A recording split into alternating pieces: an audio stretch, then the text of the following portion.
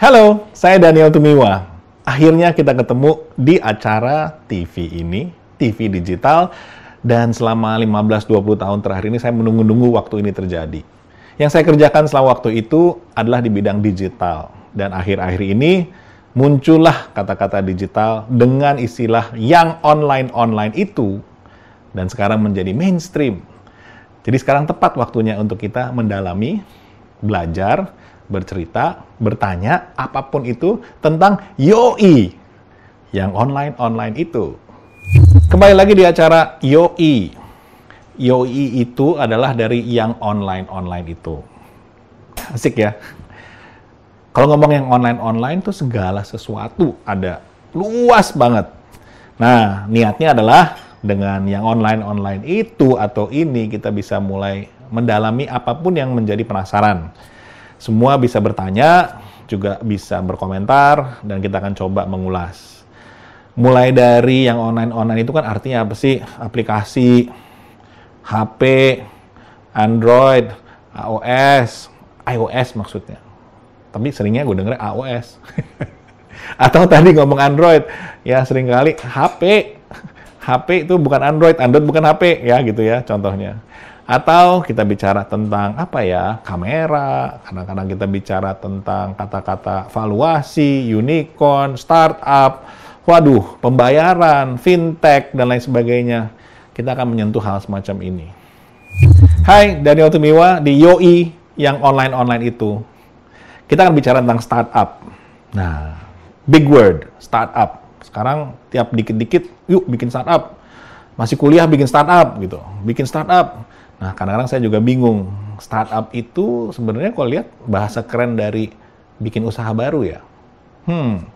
Belum tentu loh. Banyak sekali kategori-kategori yang sekarang muncul gara-gara sebuah kata startup. Contohnya ada fintech, ada edutech, ada foodtech, ada transportasi, ada adtech, ada sampai ke asuransi. Juga ada teknologinya di belakangnya. Semuanya pakai tech, dibilangnya sebagai startup. Jadi apa sih sebenarnya startup ini? Apakah kalau saya bikin sebuah warung depan rumah juga termasuk startup? Kan mulai usaha baru. Yuk, kita akan bahas apa itu startup dulu. Sebelum kita masuk ke satu persatu yang ribet-ribet itu namanya. Hai, Daniel Tumiwa dengan YOI yang online-online itu. Jadi kalau kita bicara startup, bagi saya, istilah ini bisa diartikan berbagai macam cara, khususnya oleh ahli-ahli dan yang sudah masuk ke dunia ini. Tapi buat saya sih simple. Ada beberapa syarat untuk masuk ke istilah yang kita sebut sebagai startup.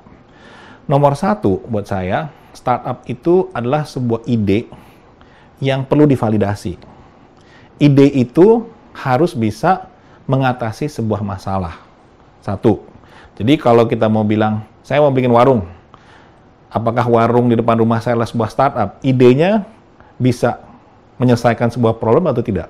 Mungkin iya, mungkin enggak. Yang kedua, bahwa ide itu harusnya bisa tanpa batas, tanpa batasan waktu dan lokasi. Artinya, sebuah ide yang berdasarkan internet. Siapapun di seluruh dunia bisa memakainya 24 jam. Kenapa ini penting? Karena sebuah startup ini tidak terbatas oleh waktu dan tempat. Balik lagi ke warung. Kalau kita tutup warung, nggak bisa dagang. Tapi kalau warungnya online, kan 24 jam. Gitu ya. Dan di seluruh Indonesia atau di seluruh dunia. Syarat yang kedua. Jadi tidak terbatas oleh waktu dan tempat. Yang ketiga, ide ini memang berdasarkan teknologi. Harus ada unsur teknologinya. Kenapa? Karena teknologi ini menghasilkan yang disebut sebagai intellectual property rights. Keren ya. Apa sih dalam bahasa Indonesia itu? Apa ya namanya, gue juga bingung. Karya cipta secara intelektual yang didasarkan ke teknologi. Kenapa ini penting? Karena inilah sebetulnya nilai yang bisa berlipat-lipat ganda dan berkembang terus nilainya sehingga terjadilah sebuah perusahaan yang disebut sebagai startup. Yang keempat, kedua dari terakhir, adalah bahwa ide ini bisa didanai oleh pihak-pihak yang memang ingin membuat ide ini cepat sekali berkembang. Sumber pendanaannya adalah venture capital atau pihak-pihak yang berani mengambil resiko tinggi karena permintaannya cuma satu. Bisakah ide kamu dari A sampai B, dari 0 sampai 10.000 terjadi dalam 10 hari? Kalau kita jawab bisa, pertanyaan mereka yang berikutnya, bisakah dilakukan dari 0 sampai 1 juta dengan waktu yang sama? Kalau kita bisa melakukan dan menjawabnya dengan iya, bisa, itu masuk ke kategori bahwa ini bisa menjadi sebuah startup.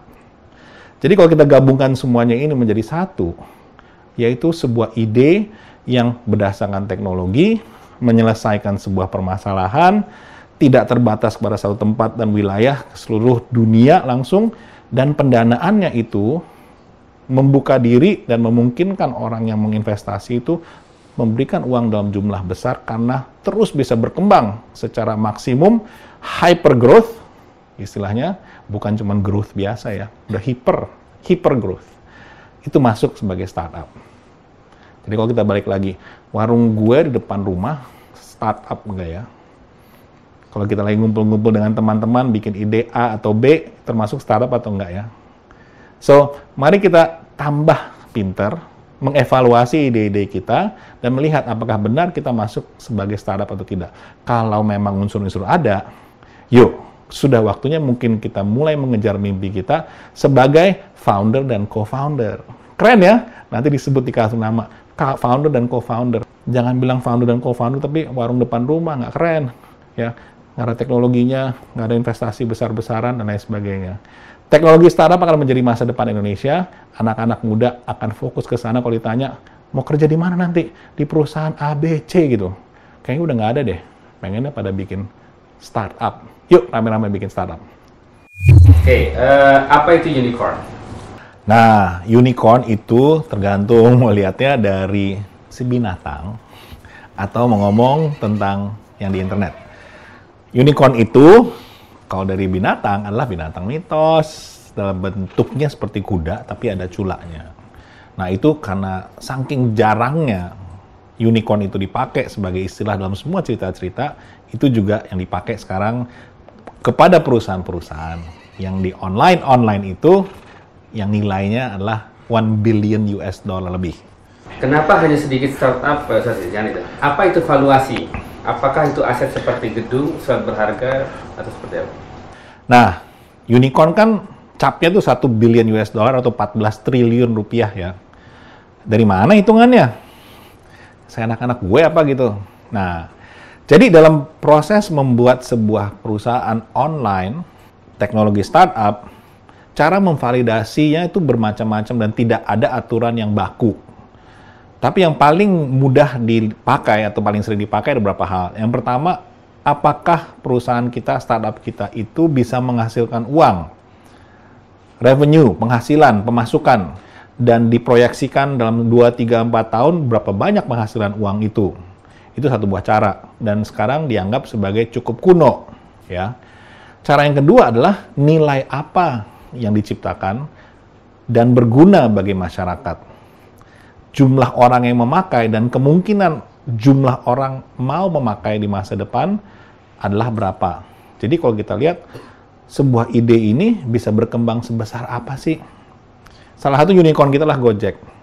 Bahwa Gojek sekarang bisa 3, 4, 5 juta orang yang ikut menjadi driver, apakah berhenti di 5 juta orang?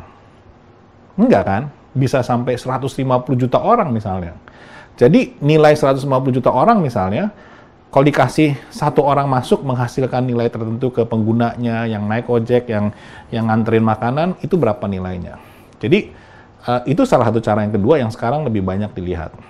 Validasi nilai dan jumlah uangnya adalah pada saat setiap kali perusahaan itu memerlukan dana untuk memvalidasi idenya, mengembangkan idenya, meng-hire atau menarik pegawai-pegawai baru, melakukan kampanye, marketing, dan promosi, dia kan perlu uang.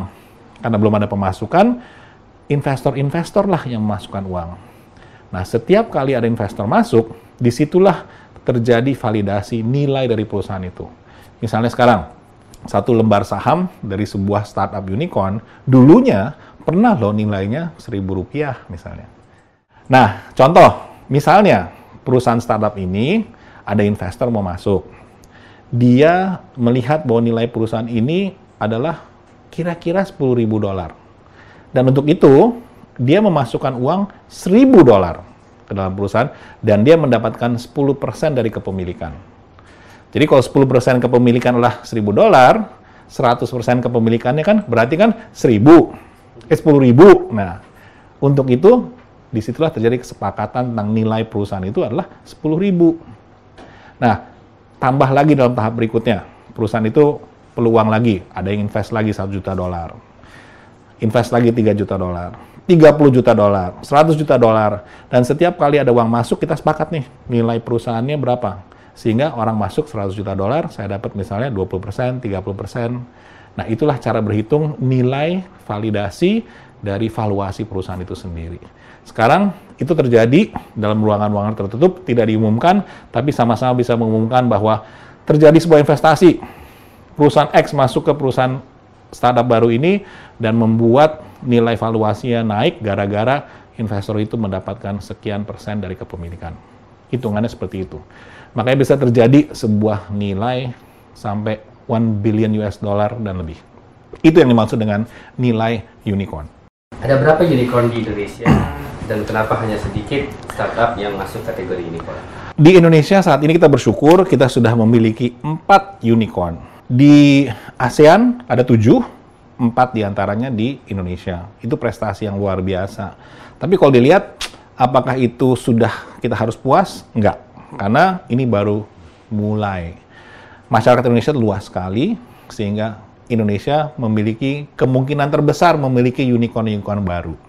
Yang pertama adalah Traveloka, sebuah startup yang memang memfokuskan diri di dunia travel. Nah, kenapa dia bisa menjadi unicorn? Kalau kita lihat trennya, kita sebagai pengguna, sebagai pengakses, sebagai customer, generasi sekarang mementingkan pengalaman daripada kepemilikan.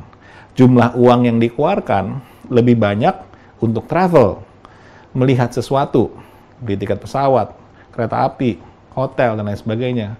Dan itu dihitung secara sederhana, jumlah orang-orang yang bisa membeli, kebutuhan membeli, pengen membeli, ditarik 5-10 tahun ke depan, nilainya berapa? Sangat-sangat luar biasa.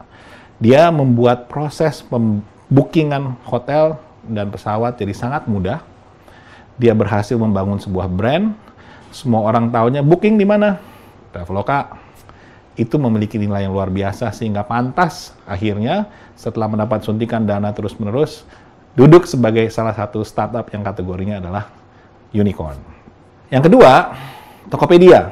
Nah, Tokopedia ini mirip dengan pesaingnya yang namanya Bukalapak. Sejarahnya Tokopedia lahir duluan, muncul Bukalapak, hitungannya bulan. Bukalapak sejarahnya masuknya adalah sebagai platform kaum hobiis, khususnya pada awalnya adalah sepeda loh, hobi sepeda yang masuk Bukalapak. Tokopedia langsung appealing atau menarik bagi pedagang-pedagang yang dulu di ITC gitu ya. Dua-duanya menawarkan platform yang menyelesaikan satu problem. Problem itu adalah kepercayaan atau trust. Nah, kalau kita bicara Tokopedia dan Bukalapak, kita mau tidak mau bicara tentang e-commerce. Mereka membuat sebuah platform, ibaratnya seperti pasar ya, mereka pengolah pasar. Pasar fisik misalnya, PD Pasar Jaya gitu. Mereka bertanggung jawab terhadap listrik harus nyala, lampu harus terang, parkiran harus aman, kebersihan harus dibersihkan terus, dan segala macam, sehingga penjual yang masuk ke sana bisa berjualan dengan mudah dan dengan nyaman. Makin bagus dan makin cerah tempatnya, makin wangi, makin bersih, makin banyak orang berkunjung. Itu ibaratnya sebuah marketplace. Dan bahasa marketplace kan sebenarnya kan pasar. Jadi dua dari unicorn ini, dua-duanya modelnya adalah marketplace. Kenapa bisa jadi sebuah unicorn? Karena mereka menyiapkan fasilitas untuk tanpa batas siapapun boleh berjualan di tempat mereka. Artinya, seseorang yang berjualan dari rumahnya di kota kecil, misalnya di pedalaman Indonesia, tidak beda dengan sebuah toko besar yang ada di ibu kota Jakarta. Barangnya asal bagus, dipasarkan dengan baik, distribusinya bisa nasional. Bayangkan, sekarang secara total sudah ada 7 juta pedagang-pedagang pemula yang berjualan di online. Itu menciptakan penghasilan luar biasa dan merata ke seluruh Indonesia. Makanya mereka pantas disebut sebagai unicorn Indonesia. Kedepannya juga, mereka akan memainkan peran yang sangat penting untuk meningkatkan ekonomi Indonesia yang berbasis ekonomi digital. Kita harus menjaga, memupuk, dan juga mendorong supaya kedua unicorn ini bisa terus berkembang dan membantu sebanyak mungkin orang di Indonesia. Lalu ada yang selalu paling banyak dibicarakan, si Gojek. Keren banget Gojek ini. Ini yang membuat saya paling bangga, karena ide ini betul-betul dari Indonesia. Benar-benar wakil dari millennials Indonesia. Kenapa? Karena memiliki sifat yang paling mewakili angkatan ini, yaitu malas. Lahir dari malas, lahir dari ide-ide yang ada di mana-mana kita lihat dari luar negeri, bahwa orang Indonesia senang dilayani. Sementara banyak orang-orang yang tidak punya pekerjaan. Bagaimana mempertemukan ini? Awalnya Gojek sebagai servis untuk mengangkut orang dari satu tempat ke tempat berikutnya, ojek dibikin online.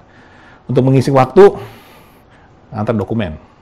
Bisa ngantar dokumen, ada perusahaan-perusahaan yang memang sudah mulai online. Waktu itu ada Zalora, ada Lazada, yang perlu mengirimkan barang-barang dengan perhatian sedikit lebih, misalnya pakaian gitu. Gimana cara dianterin ke sebuah tempat, orang yang bisa coba bajunya, kalau nggak suka bisa dipulangin. Solusi-solusi itulah sebenarnya awalnya sebuah Gojek, waktu pertama kali didirikan. Namun, karena mereka malas, ide-ide malah muncul. Malas ini mulai melahirkan ide-ide seperti, gimana caranya ya supaya makanan bisa datang ke sini tanpa saya beranjak dari kursi? Gimana cara saya mempertemukan pemilik bengkel atau montir bengkel ini dan bisa terangkut ke rumah saya tanpa saya harus keluar dari rumah untuk beresin mobil, ganti oli, segala macam? Gimana caranya saya bisa membeli tiket nonton bioskop? Semuanya gara-gara malas. Nah, ini adalah paling cantik karena di Indonesia pas ekosistemnya, di mana banyak yang mencari pekerjaan, ada isu ketidakkepercayaan, ada isu di mana kekhawatiran untuk menggunakan jasa, aplikasi Gojek membawa solusi bagi pengguna dan penyedia jasa. Ditambah sebuah sistem pembayaran dengan sangat mudah, dan pintu masuknya akhirnya masuk dengan makanan sehingga Gojek itu meledak. Disitulah ternyata kita temukan rahasia ramuan khususnya sebuah layanan yang sekarang sudah mendunia. Khas Indonesia karena kita pemalas, lahir Indonesia ke seluruh dunia, dan sekarang layanan ini menjadi cocok. Bukan hanya di Indonesia, Gojek sekarang sudah ekspansi ke berbagai negara. Inilah contoh dan duta besar Indonesia yang saat ini paling efektif untuk menunjukkan iklim Indonesia, startup Indonesia, dan kemampuan dari orang-orang Indonesia berkembang di dunia teknologi. So, pantaslah Gojek menjadi unicorn kita yang keempat. Total semua ada 4, apakah akan ada lagi di tahun-tahun ini? Saya yakin, feeling saya sih, tahun 2019 ada satu lagi yang akan muncul. Nggak bisa disebut karena saya bukan tukang ramal, tapi feeling saya akan muncul 2019, jadi kita akan punya 5. Tahun 2020, prediksi saya ada 2 lagi. Jadi Indonesia menuju ke 6 atau 7 unicorn, dan pada saat itu mudah-mudahan 1 menjadi dekakorn. Lain lagi pembahasan tentang dekakorn.